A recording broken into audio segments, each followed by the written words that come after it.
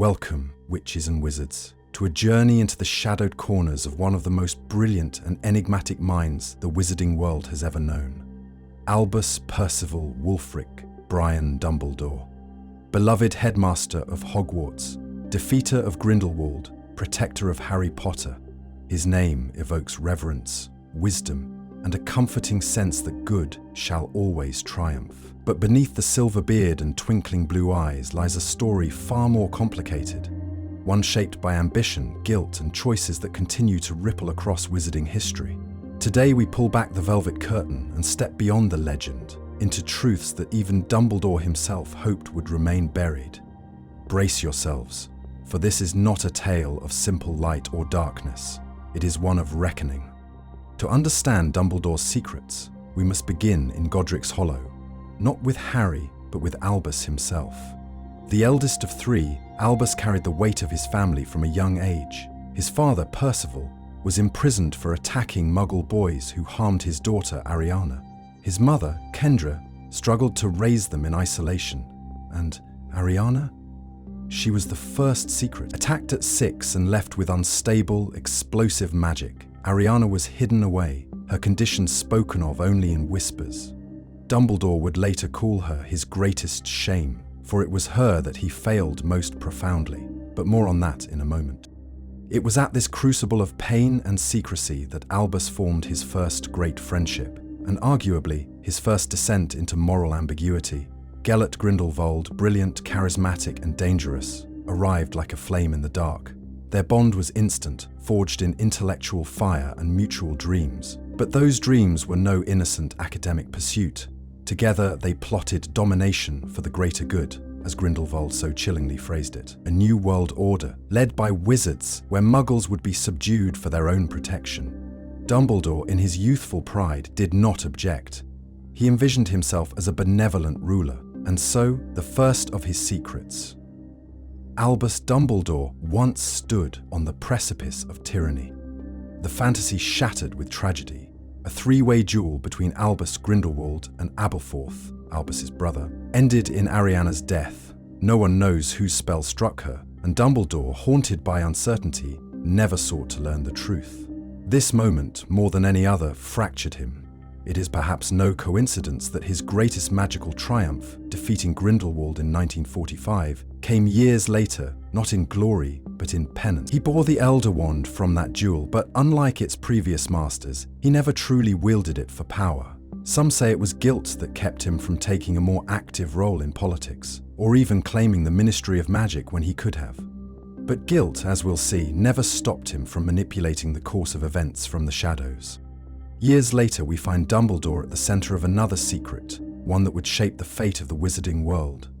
When Tom Riddle first came to Hogwarts, Dumbledore saw something dark glimmering behind the boy's eyes. He distrusted him instantly, and yet he never warned the school. Why? Was it to watch and study what Riddle would become? Some would argue that Dumbledore saw himself in Tom, a gifted orphan, charming, ambitious, isolated. But unlike Dumbledore, Riddle never stepped back from the edge. And Dumbledore, ever the tactician, allowed that darkness to unfold, perhaps believing that only by understanding it could he eventually defeat it. The question is, at what cost?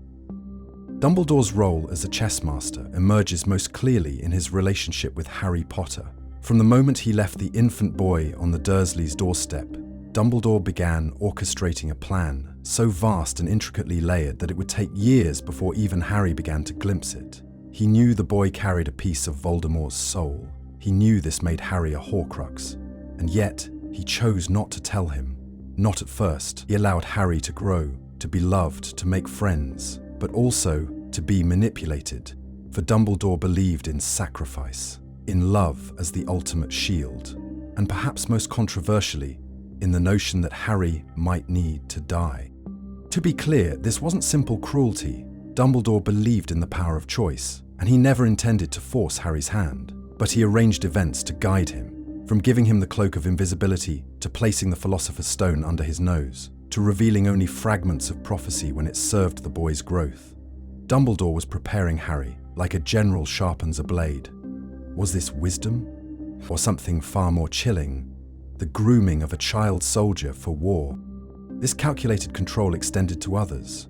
Take Severus Snape, for instance, an enemy-turned-spy whose life was shaped entirely by Dumbledore's demands. Yes, Snape chose his path to atone for Lily Potter's death, but it was Dumbledore who asked the ultimate of him, to kill, and later to die. He even choreographed his own murder by Snape's hand, ensuring the Elder Wand's allegiance would pass cleanly, without bloodlust. This act, often framed as mercy, is another of Dumbledore's secrets. It wasn't just about saving Draco Malfoy from becoming a killer. It was about legacy, control, wand ownership, and perhaps, again, penance for the sins of his past. Even the Order of the Phoenix, noble as it was, moved to Dumbledore's rhythm. He trusted no one fully, not even his allies. Members were compartmentalized. Secrets were kept even among them.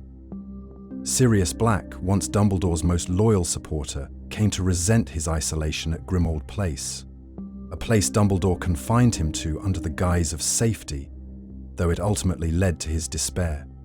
And what of Harry's occlumency lessons? Dumbledore chose not to teach the boy himself, believing their emotional closeness was too dangerous.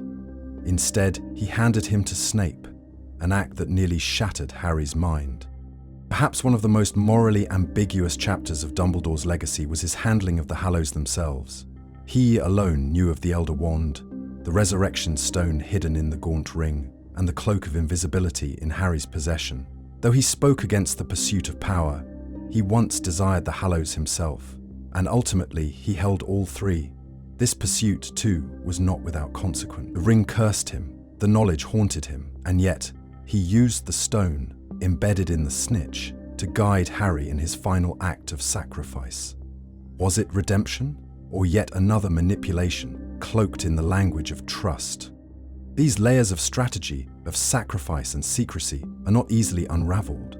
One might argue that Dumbledore's greatest lie was not told to Voldemort or to the Ministry, but to himself, that he was acting selflessly, that by playing God with people's lives, he was somehow protecting them. But intent does not erase impact, and even he knew, as he confessed to Harry in that ethereal conversation beyond life. "I cared more for your happiness than I should have. I should have told you the truth." And there it is, the crux of Dumbledore's story, a man of immeasurable power who spent his life running from the one thing he could not control, his own heart. It is in Harry Potter and the Deathly Hallows that Dumbledore's secrets truly begin to unravel. Many not by his own hand, but through the unwelcome pen of Rita Skeeter. Her sensationalist biography, The Life and Lies of Albus Dumbledore, is filled with speculation, yet even in its exaggeration, it reveals a kernel of undeniable truth. Dumbledore's youth was not as virtuous as he led others to believe. Ariana's death, his silence about the Hallows, his alliance with Grindelwald, these were not mere missteps, they were formative sins, ones he carried until the very end. And it is here that a subtle but critical question arises. Did Dumbledore ever truly believe himself a good man, or did he simply learn how to play one convincingly? Consider his final plan for Harry. He gave the boy just enough knowledge to walk willingly toward death. He didn't explain the Hallows in full, nor the nature of Horcruxes with clarity until the last moment. Even as he orchestrated his own demise, he withheld. The knowledge of the resurrection stone hidden in the snitch was a last breadcrumb. Why not tell Harry what it truly was, what it could do? Because Dumbledore feared what he himself had once desired: resurrection, power, the defeat of death itself. He withheld not just to protect Harry from danger, but perhaps from making the same mistakes he once did. This theme of control extends even after Dumbledore's death. His will, his instructions, the objects he left behind, each served a precise purpose, timed like ingredients in a carefully brewed potion. The Deluminator for Ron, to guide him back. The Tales of Beedle the Bard for Hermione, to unlock the myth of the Hallows. The Snitch for Harry, to reveal the stone only when he was ready to die. These were not gifts of sentiment. They were tools, calculated to move the trio along the path Dumbledore had laid. It begs the question, how much of their victory was their own, and how much was preordained by a man who, even in death, never truly relinquished the reins? The tragedy of Albus Dumbledore is not that he failed to defeat death. It is that he never allowed himself to live without burden. He feared intimacy as much as he feared power, perhaps because both had betrayed him before. His relationship with Grindelwald was more than intellectual. There was love there, twisted and betrayed. After that, Dumbledore never again allowed himself a true equal. He remained distant from Minerva McGonagall, his most capable ally. He kept the Order in check through trust, but never full transparency. Even Harry, his chosen champion, was held at arm's length until the very end. And yet, it is impossible not to admire him. His remorse was real. His choices, while flawed, were often made from a place of deep, terrible responsibility. He knew the cost of power better than anyone. That is why he refused the ministry, why he allowed others to take credit, why he believed so fervently in love, as the weapon Voldemort could never understand. In the end, Dumbledore was not a man without darkness. He was a man who had learnt to walk with it, to wrestle with it daily, and to try, however imperfectly, to choose the light. Dumbledore's secrets didn't die with him. They echoed forward into the choices of others, shaping their paths in ways they may never fully grasp. Harry, Ron, and Hermione, heroes in their own right, emerged from his long game scarred but victorious. But what of those who did not fare as well under his guidance? What of Draco Malfoy, a boy given an impossible task, whom Dumbledore resolved to save not through compassion, but through calculated martyrdom? What of Severus Snape, whose soul was stretched so thin between loyalty, guilt, and despair that he found solace only in death? For all his wisdom, Dumbledore's legacy is one of burdens distributed in silence, of quiet sacrifices demanded without consent. Even his relationship with the magical world itself reveals layers of moral complexity. As chief warlock of the Wizengamot and a figure of towering global respect, Dumbledore could have radically reshaped wizarding society, reformed unjust magical laws, addressed the systemic oppression of magical beings like house elves, werewolves, and giants. And yet, he rarely acted. In the Order of the Phoenix, his silence in the face of ministry propaganda allowed Dolores Umbridge to rise unchecked. His rationale? That the people were not ready. But was that prudence or cowardice disguised as caution? Inaction, too, is a form of choice, and Dumbledore's record of action is matched only by his legacy of restraint. Even the wand he wielded, the Elder Wand, was a constant reminder of his past ambition. Though he claimed to be its final master, he never truly destroyed it. Why? Perhaps he hoped its power would one day serve a worthy cause. Or perhaps, despite everything, he could never fully let go. Dumbledore's final failure may have been his belief that knowledge alone could temper temptation. He locked dangerous truths behind riddles and clues, convinced that only those worthy would solve them.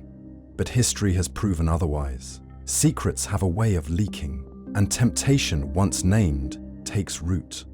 Then there is the matter of Grindelwald. Their final confrontation remains legendary, yet curiously veiled. Dumbledore defeated the Dark Wizard in 1945, but never spoke publicly of how. He kept Grindelwald imprisoned in Nurmengard for decades, alive, protected, and largely unchallenged. Even when Voldemort came seeking the Elder Wand, Grindelwald refused to betray Dumbledore.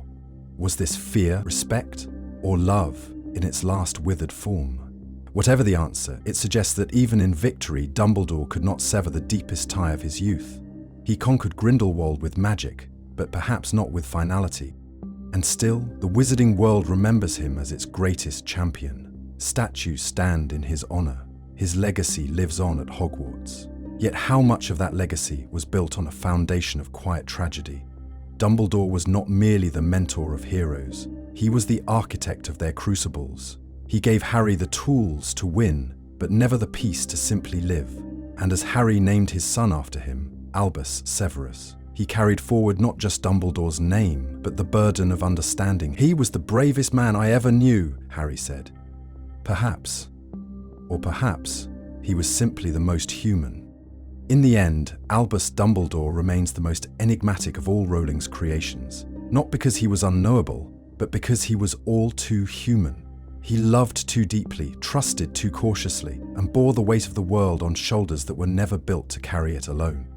He was the greatest of wizards, not because he was the most powerful, but because he learned often painfully that the true mastery of magic lies not in domination, but in understanding, and perhaps most importantly in restraint. His life teaches us that even the wisest can falter, that even the noble can fall prey to temptation, Dumbledore's darkest secrets are not the mistakes he made, but the truths he concealed, about power, about love, about himself.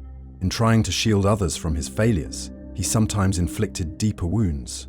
But it is this complexity that makes him so achingly real. He is not a marble statue carved in moral certainty. He is a portrait of flawed brilliance, painted in shades of firelight and regret. When we revisit his story, not as students of Hogwarts, but as seekers of truth, we find a lesson deeper than any spellbook can teach.